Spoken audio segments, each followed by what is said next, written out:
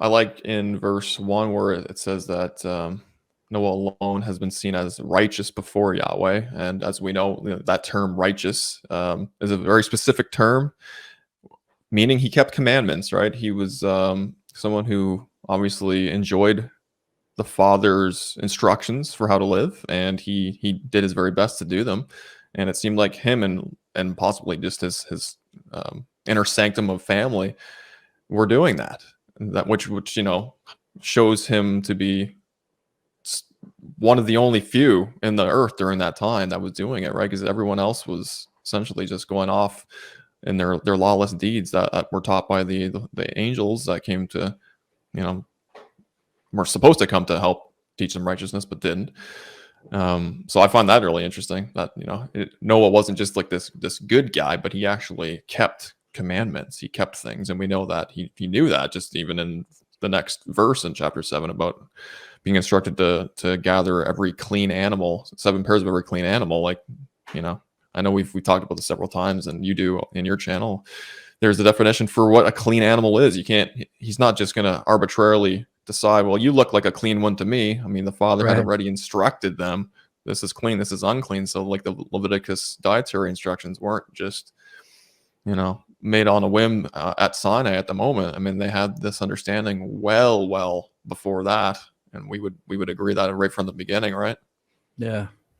Because in the same vein, in the companion story of this in Jubilees, Noah, not only does he already know what unclean is, not only does he know the commandments that as much as he knew to teach his children them after the flood was over, but after he gets off the boat, he's celebrating Pentecost. He's celebrating Shavuot, and the narrative tells us that the angels in heaven also celebrate Shavuot and have done so since the first week of creation. So that means the angels know what sacrifices of clean animals are required to be brought on Shavuot. So that's they've had these rules from the beginning.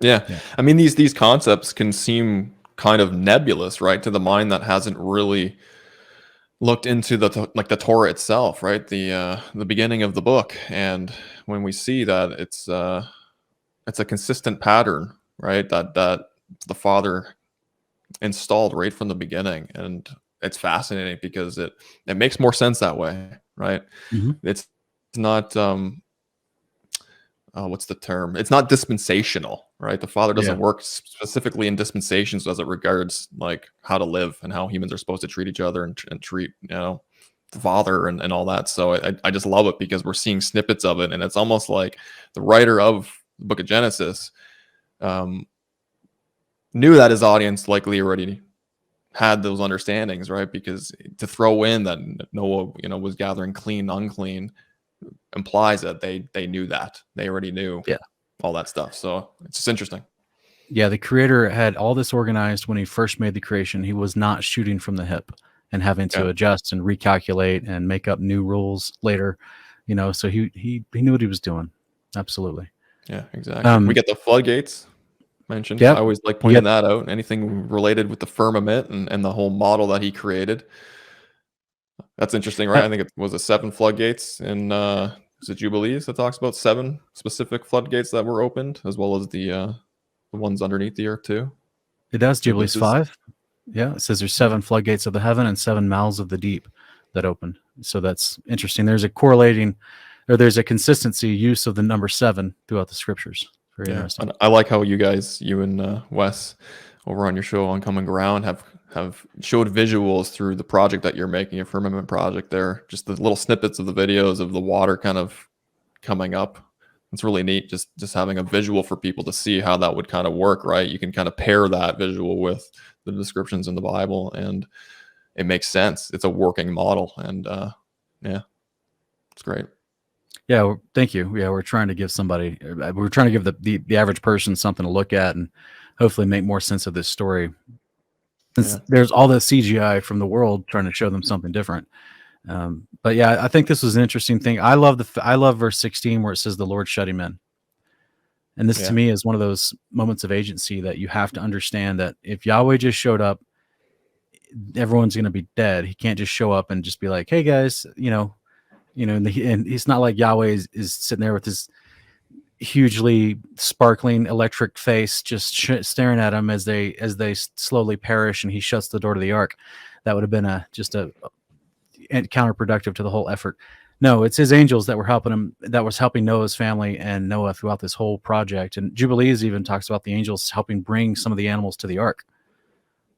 And so therefore it makes sense that they're there under the commission of the Father to shut and seal the ark and pitch it over from without, just like the Genesis 6:8 says, right? It was pitched from within and without.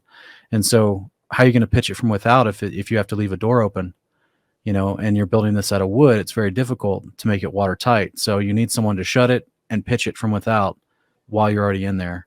And then I'm sure they just axed their way out when it was time to leave, or just broke it, just cut through a hole in the side to leave. But I love the fact that it's implied, it tells you directly in other books, but this Genesis passage, you have to understand agency to understand it's kind of implied that angels are there to help them seal up the ark. Yeah, the angels are always present throughout the scriptures, more than we may know. Yeah. They're always in the background, hanging out, doing something. Yeah. Other than that, I didn't see much else in this. I just had some notes for the people at home. If you're studying, the angels brought Noah the animal that enters the ark. The animals that entered the ark. 7 pairs of clean animals and 2 pairs of unclean animals entered the ark with Noah and his 7 family members. The Almighty's angels closed the door to the ark, sealing in Noah safely. And the waters above the firmament were let in through 7 floodgates, which caused the 40 days of rain, and the 7 fountains of the deep flooded the ground from beneath. So this was nothing's going to survive this. This was devastating.